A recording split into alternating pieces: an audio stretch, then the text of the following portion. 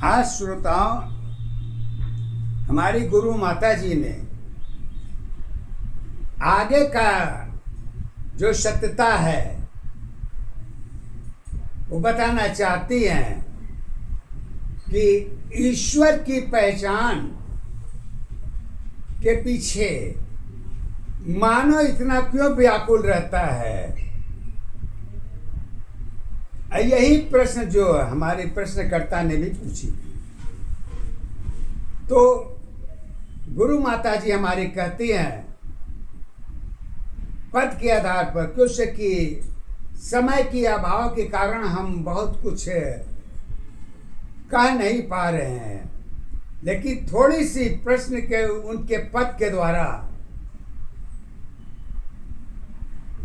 थोड़ी सी मैं परिचय जरूर कराना चाहूँगा कि गुरु माता जी का हमारे सत्य के आधार के ऊपर ही ये ग्रंथ की रचना है और इसमें किसी धर्म की बात नहीं जुड़ी गई है, जबकि धर्म भी अपने स्थान पर सत्य है, गलत नहीं है, लेकिन इनके गुरु ज्ञान के आधार पर सत्य गुरु और श्वास के द्वारा ही हमारी गुरु माता जी का पहचान है और यही मेरी भी आधार है। और इसके सिवा मुझे कोई किताबी ज्ञान या ग्रंथ की दशा की पहचान नहीं है। तो इसी को प्रश्न के आधार पर ईश्वर की पहचान कैसे गुरु माता जी कराती हैं, वैसे धर्म के आधार पर तो कहने की जरूरत नहीं है, लेकिन सत्य के आधार पर अगर आप जो उसको अच्छी तरह जड़ के अंदर जाके अगर सत्यता को देखिए, तो मैं समझता हूं कि शायद कोई भी व्यक्ति ऐसी सत्यता को देखना नहीं चाहेगा। जिस रास्ते पर हमारे परम पूज्य गुरु महाराज जी और परम पूज्य गुरु माता जी ने ज्ञान की दशा को हासिल किया है, कोई अंतर की दशा नहीं है, सब एक है। बस सोचने की नजरिया तो सबकी अपनी अपनी अलग अलग होती है, लेकिन विश्वास तो सबकी एक ही होती है, वो होती है अपने कर्म के ऊपर। तो देखिए, गुरु माता जी पद के द्वारा कहती हैं ईश्वर की पहचान को लेके, ईश्वर खुद अपनी पहचान देने के लिए जमीन पर नहीं आया है, ये व्यक्ति की भूल है। अगर ईश्वर पहचान देने के लिए जमीन पर आता तो हमें आपको यहाँ पर रहने की कोई जरूरत नहीं था। हाँ, सत्य की दो अवस्थाएं होती हैं। एक अवस्था सत्य की होती है जो देवताओं के बीच में होता है, और एक अवस्था जगत की होती है जो जगत के बीच में होता है। दोनों को पहलू को अगर उठा के देखिए तो अलग अलग पहचान होती है। आत्मा की दो अवस्था होती है, तो कहाँ होती है, कैसे होती है, इसको गुरु माँ हमारी अपने शब्दों में कहते हैं, ईश्वर की पहचान तुम्हारी गुण की सत्ताधार है, यही अवस्था ईश्वर की एक सत्य आधार है। आधार अवस्था एक दशा पहचान तुम्हारी एक है, ईश्वर की आधार अवस्था मानो ही पहचान है।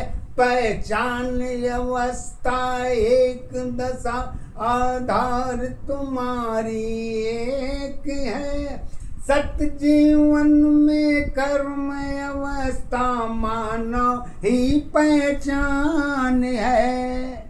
कहती हैं कि जब ईश्वर ने अपना स्वरूप मानव को दे ही दिया है और जगत का ईश्वर भी मानव ही है, तो धर्मों का पहाड़ा बार बार चेंजिंग पॉइंट में क्यों लाया जाता है? इसलिए कि बंटवारे की एक अवस्था दो की सत पहचान बनी, देवलोक की जुड़ी अवस्था एक दशा आधार बनी।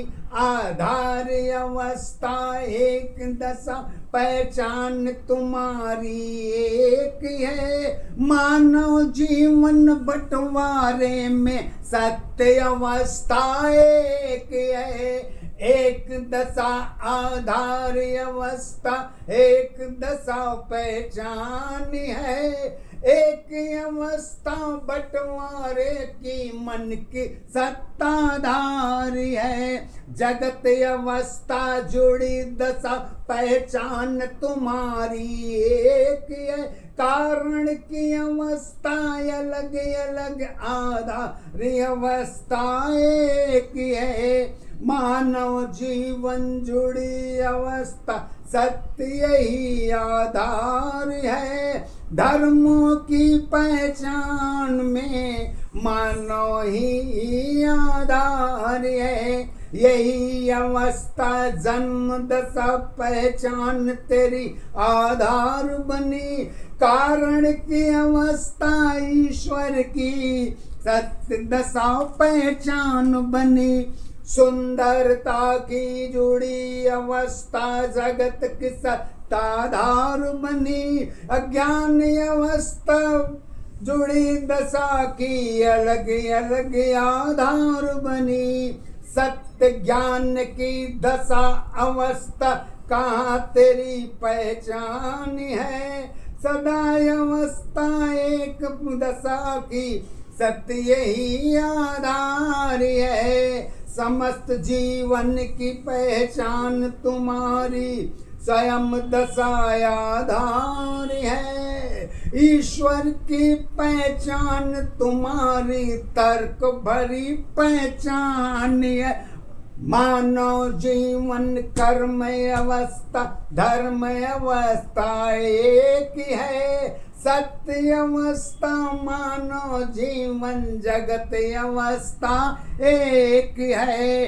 कर्मों की आधार तुम्हारी जगत की तत्व पहचान है। और मानव जीवन जुड़ी अवस्था एक सत्य आधार है। दुख का कारण एक नहीं है।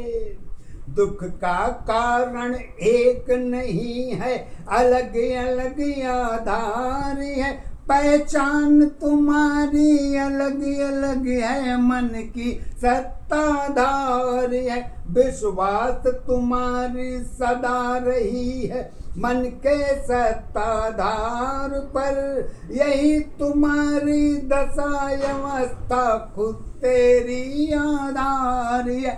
आधार तुम्हारी एक दशा पहचान तुम्हारी एक है। सत्य जीवन की दोनों अवस्था एक सिक्के की पहचान है। पहचान तुम्हारी एक दशा आधार तुम्हारी एक है। यही अवस्था मानव जीवन ईश्वर की पहचान है। लेकिन गुरु माता जी कहती हैं कि जब अगर प्रेम की दशा और मन की अवस्था दोनों एक हो और रिश्ते की पहचान भी इसी आधार पर देखी जाए, एकता की पहचान अगर मानव जीवन के आधार में हो जाए, तो शायद हमारे आपके बीच में कोई ऐसी प्रॉब्लम नहीं होनी चाहिए। लेकिन ये कभी हो ही नहीं सकता। क्योंकि कि ये भेदभाव केवल मानव के जीवन में पैदा क्यों हुआ? क्योंकि सत्य की अवस्था जब ईश्वर की जब बंटवारा का आधार हुआ था तो ब्रह्मा जी ने अपने हिस्सेदारी अपने आप में मांग लिया। दो दशा के आधार पर हिस्सेदारी तय भई, एक देवलोक की पहचान, एक मृत्युलोक की पहचान। तो मृत्युलोक में तो ब्रह्मा जी ने अपना खंभा गाड़ दिया था और देवलोक में देवलोक के देवताओं ने अपना झंडा फहरा दिया। लेकिन जब गेस्ट के रूप में जब देवलोक जो पृथ्वी लोक पर आए तो ब्रह्मा जी ने कहा ठीक है, आप हमारे मेहमान हैं, मेरे घर में आइए, आपका स्वागत है। मेहमान की हैसियत से तो स्वागत है, लेकिन घर के हैसियत से तो नहीं। क्योंकि बंटवारे की अवस्था तो मानव जीवन के अंग खून खून में भरा हुआ है, संस्कार में भरा हुआ है। क्यों से कि पिता की पहचान 4 पुत्रों के आधार पर तो होती है, लेकिन जब माता पिता नहीं रहते हैं तो चारों पुत्रों की महादशा अलग अलग 4 अवस्था में देखी जाती है, पूरा पश्चिम उत्तर दक्षिण में। और ये पहचान जो है स्वयं अपने आप में ऊर्जा शक्ति सबकी अलग अलग होती है, लेकिन गुण की दशा और भाव की अवस्था पहचान के आधार पर तो अलग अलग ही होती है। यही भाव मेरे अंदर भी है, यही भाव आपके अंदर भी है, यही भाव जगत के अंदर भी है, और यही भाव सत्य ईश्वर के अंदर भी है। क्यों है ऐसी? गुरु माता जी कहती हैं अगर अलग अलग पहचान देखते हैं तो एकता की पहचान खत्म हो जाती है और अपना अपना शक्ति ऊर्जा लेके अपनी जरूरत की दशा, अपनी प्रेम की दशा, अपनी शिक्षा की दशा में जगत ही बनता है। लेकिन जब दोनों में भेदभाव की अवस्था पैदा होती है तो शक्ति एक किनारे हो जाती है और जीरो एक किनारे हो जाता है। वो अपनी ताकत दिखाता है, ये अपनी ताकत, और दोनों ताकत अलग अलग कभी मिलेगी नहीं। अगर दोनों ताकत मिल जाती है तो गुण की दशा, भाग की अवस्था एकाकार अवस्था में देखने को मिलती है, वो अलग अलग में नहीं मिलती। कैसे नहीं मिलती है इसको देखिए, मेरी गुरु माता जी ने एक शब्द में ही आपको सारी भूमिका को बिल्कुल किनारे लाके खड़ा कर दिया है। वो कहती हैं जीरो की पहचान में जीरो की आधार नहीं, जुड़ी अवस्था साथ नहीं है, तेरी खुद पहचान नहीं। कैसे तुम विश्वास करोगी यही तेरी आधार है, खुद की अवस्था साथ नहीं, पहचान तुम्हारी क्या होगी। सत्य की अवस्था, सत्य की दशा जानी नहीं, यही तेरी आधार नहीं, पहचान तुम्हारी कर्म नहीं है, आधार तुम्हारी क्या होगी। शक्ति की पहचान तुम्हारी समय की सत्ताधार नहीं, भौतिक जीवन में पहचान तुम्हारी एक दशायाधार है। यही अवस्था सुख साधन में जीवन की पहचान है, भरी अवस्था सदा रही है, खाली की आधार नहीं। माया की पहचान तुम्हारी माया की आधार है, रूप अवस्था सुंदरता की यही सत्य पहचान है, यही अवस्था सीमित दशा की एक सत्य आधार है, इसी के ऊपर सत्य नहीं है, यही तक पहचान है। पहचान अवस्था एक दशा आधार तुम्हारी एक है, सत्य जीवन की कर्म अवस्था धर्म अवस्था एक है। कहती हैं धर्म की अवस्था तो एक होती है, लेकिन कहाँ पर एक होती है? मन तो हमारा चारों तरफ घूमता है, तो धर्म कैसे एक हो सकता है? अगर मन एक हो जाए तो धर्म तो एक हो जाएगा, लेकिन जब मन एक नहीं है तो धर्म का परिभाषा एक एकाकार अवस्था में बार बार क्यों जोड़ा जाता है?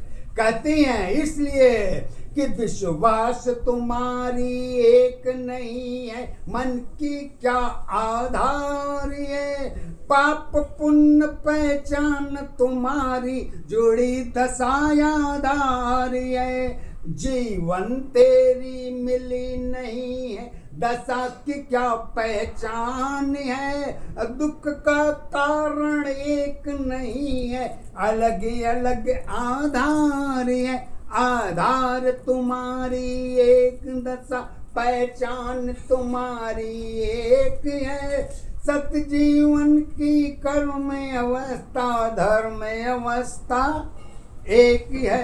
फिर कहती हैं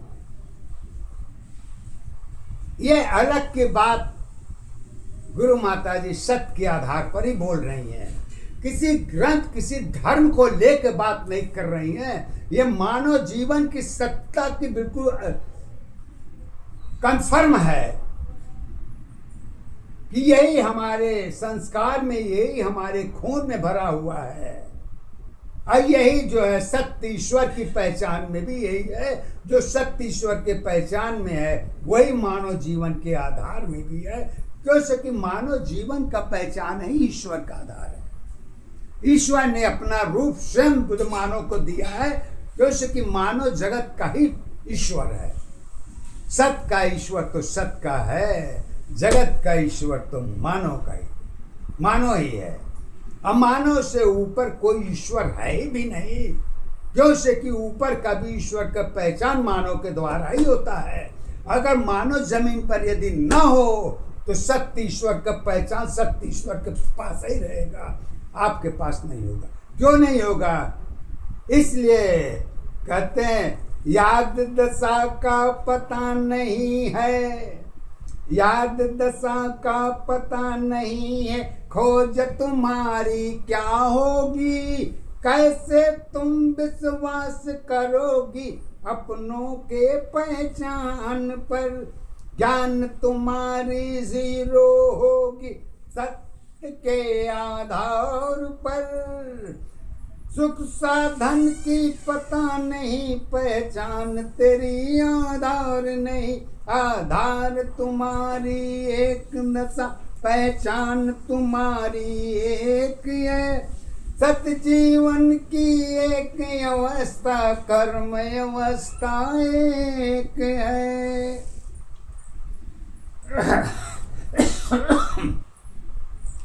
फिर कहती हैं आखिर इस सब का कारण क्या हो सकता है? तो कारण को हमारी गुरु माता जी ने एक बार में बता दिया है। इस कारण का जिम्मेदार कौन है? मानव है या ईश्वर है? यह संसार है? कौन है इस